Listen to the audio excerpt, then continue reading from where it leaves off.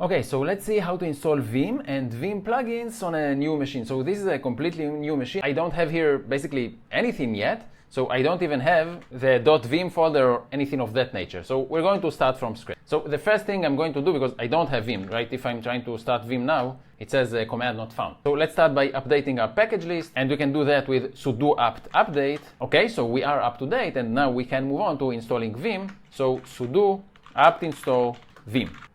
Okay, and let's approve, and Vim is being installed. Amazing. Now I can open Vim, and it works. And now let's move on to see how to install Vim plugins. So first, to exit from Vim, I can just type colon and then Q, and it exits. And what we are going to use to install Vim plugins is this. I already have their GitHub page open, and this is the one we're going to use, Vim plug. I leave the link to this GitHub repository in the video description below. So we need to scroll down a bit, and here are some pros of their plugin manager, and if we go on, we can see here installation. So it's pretty simple, and everything that we need to do is specified here. So first it says that we need to put this file in the autoload. So we are supposed to create this autoload directory inside another directory called .vim. So I need to start by creating the .vim folder. And to do that I can use macdir. So macdir.vim. And by the way, notice that I have to be in my home folder, okay? So I am in my home folder. And if you are not, then change directory with cd and it will take you to the home folder. And here you need to create the .vim folder. It will not work otherwise. And now inside my .vim folder, so let's change to the .vim folder. And from this folder, here I want to create the autoload directory. So let's create this directory here. So macdir again, and let's paste this name, autoload. And great, it was created. And let's get into the autoload folder. So cd autoload. And here we need this file, the plug.vim file. So let me copy the exact name so I don't have any spelling mistakes. So let's copy it. And to create it, I'm just going to use Vim. So Vim, and let me paste here the name that I just copied, plug.vim. And what do we need to have in this file? Exactly what we have here. So let's click on the link. I'm going to copy everything, Control A, and I'm going to copy it and paste it here. Okay, let's paste it. Okay, it's quite a long file, so it takes a minute to copy. Okay, it's done. And now I want to write changes and quit. So WQ, colon WQ, it will write the changes and quit. And now we have this file. Let's go back. So we created this file. We now have plug.vim. And now we need to move on to usage. So now we need to have this file, .vimrc. So once again, this has to be in our home folder. So I'm going back to my home folder, cd. And here, now that I am in my home folder, here I need a file called .vimrc. So let's copy it and let's create this file. I'll use Vim to do that. So the file is .vimrc. And here is what we basically need here. So let's paste it here.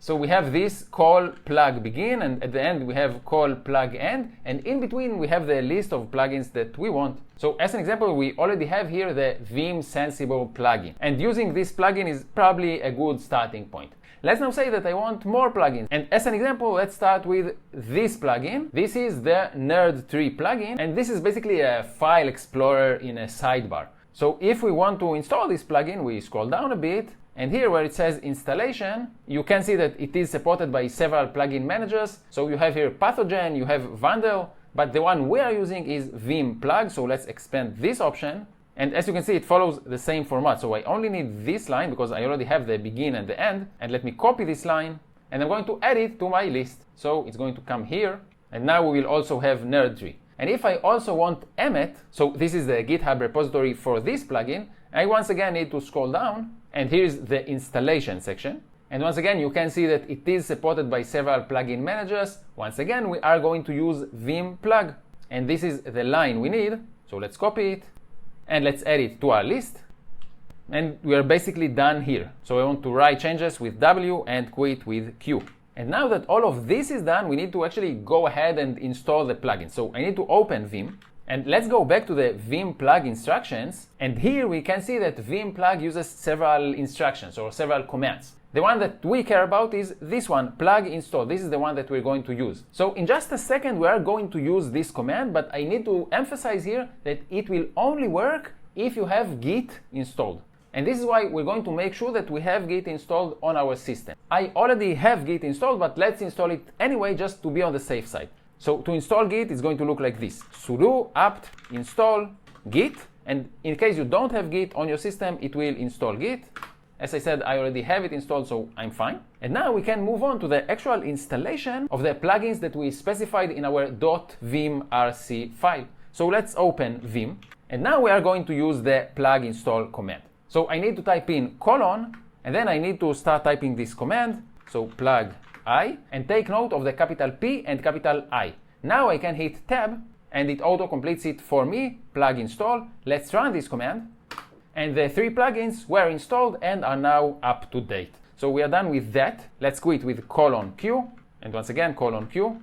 And now we are going to be able to use these plugins. So as an example, let's try to create a new file, say index.html, and let's open it. And now instead of typing the HTML myself, I am going to use the Emmet plugin. So I need to switch to insert mode with I, then type in HTML, :5, and then I need to use the command Ctrl+Y, comma, and it replaced it with this HTML template.